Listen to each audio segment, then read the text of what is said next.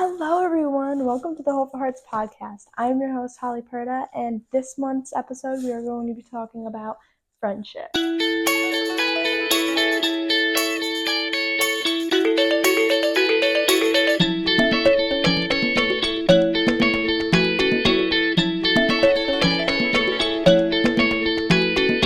Having three very special guests on this podcast for this month, and we'll be covering the topics such as toxic friendships, peer pressure, and making friends.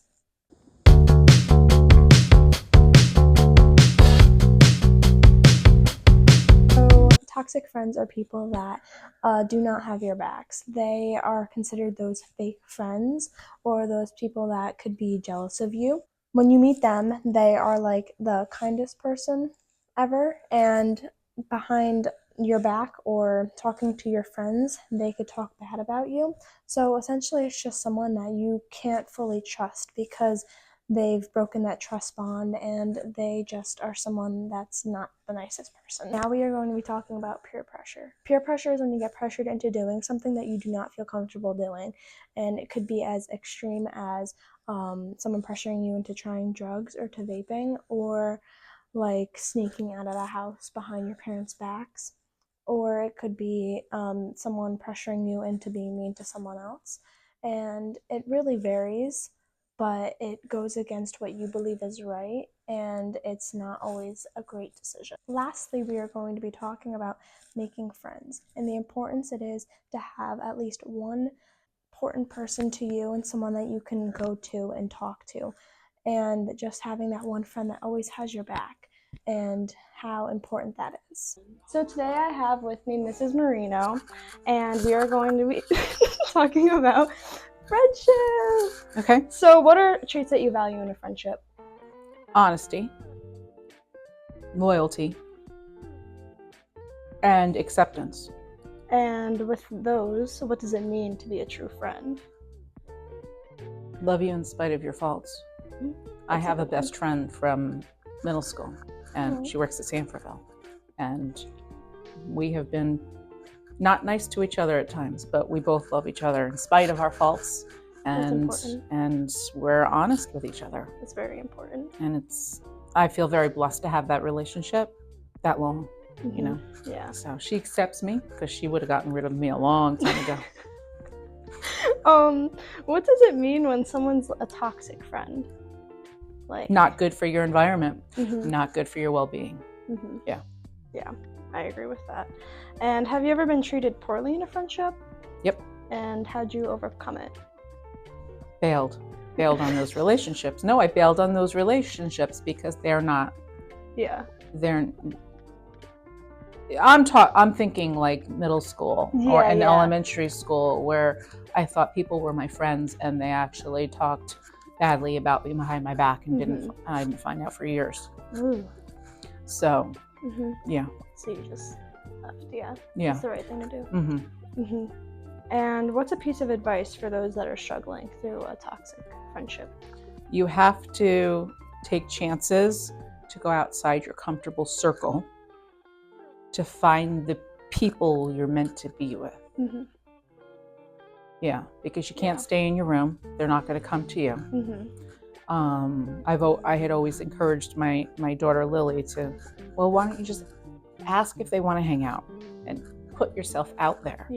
Because she would be an introvert in her head and sitting there going, well, why didn't they invite me? Did you talk to them? Did you include yourself in conversations to make them feel like you were interested in doing that?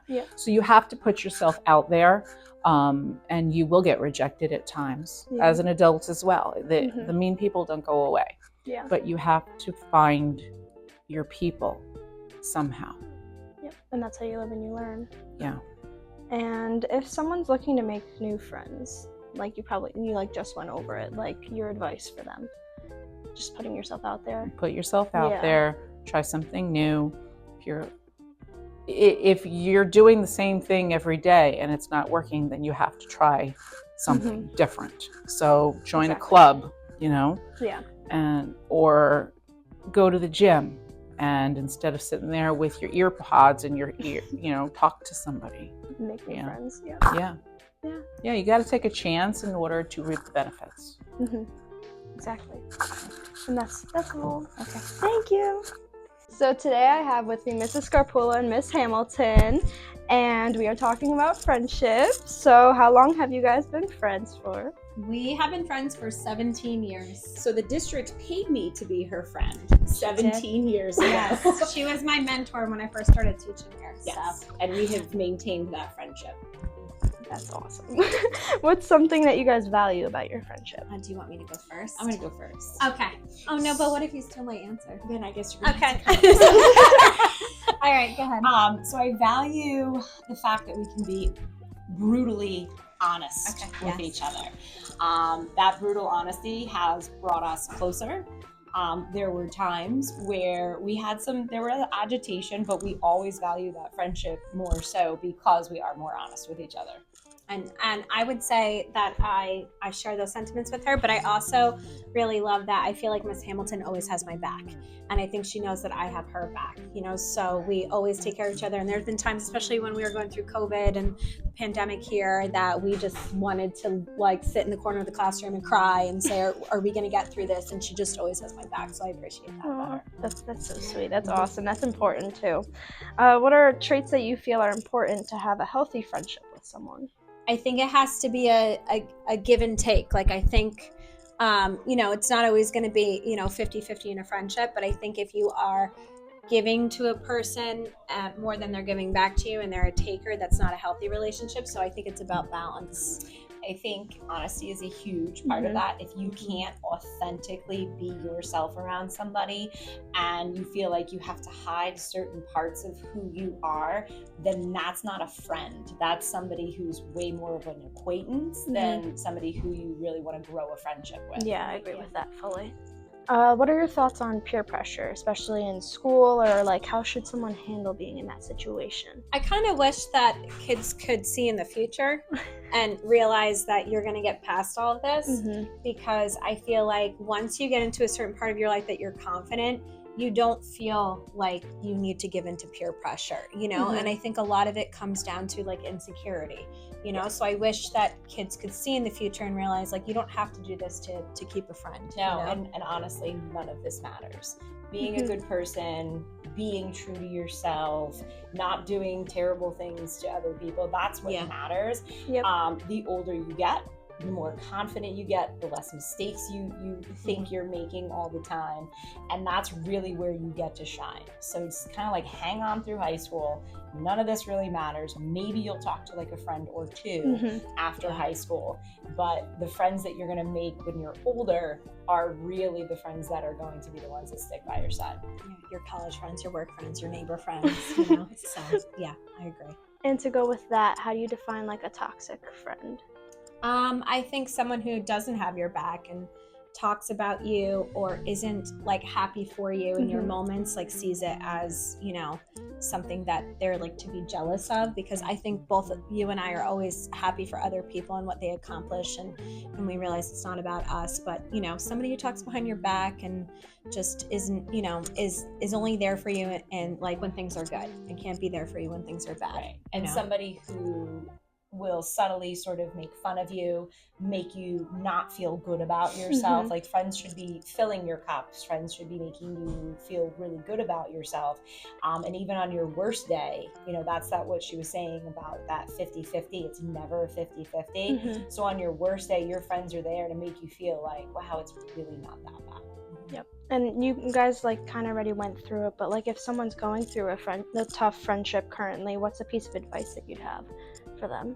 Try to weather the storm and give them the benefit of the doubt, but be very communicative of what you need. And because sometimes maybe it's they're going through a hard time, and then that unfortunately is reflecting on your friendship. But at the end of the day, you have to sit back and you have to look at the friendship as a whole to see what it is. And if it's not working for you anymore, that happens. We cycle through friends in life, and that happens. Sometimes friends are, you always say, a reason in a season. There's right? a reason, a season, in a lifetime. So yeah. As far as if you're going through that terrible time, so give them the benefit of the doubt, and I'm focus on yourself. Let that friend, like, let that distance grow. If you're the one who is constantly reaching out to that friend and that friend never first reaches out to you, that says something.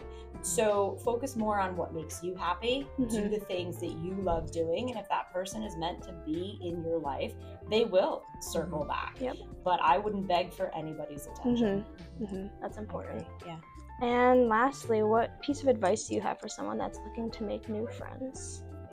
Put yourself out there, you know, join different groups. I can't tell you how many friends I've met, like from going to the gym or putting myself in what I would normally say are uncomfortable situations. I think sometimes when people have social anxiety, they kind of shy away from putting themselves in uncomfortable positions, but sometimes that's where you're gonna, you know, meet the best people, you know, and value your work friends, because they're literally the ones that you spend most of your life with, you know. So try to find your group. If you're struggling to make friends, I'll use my own son as an example.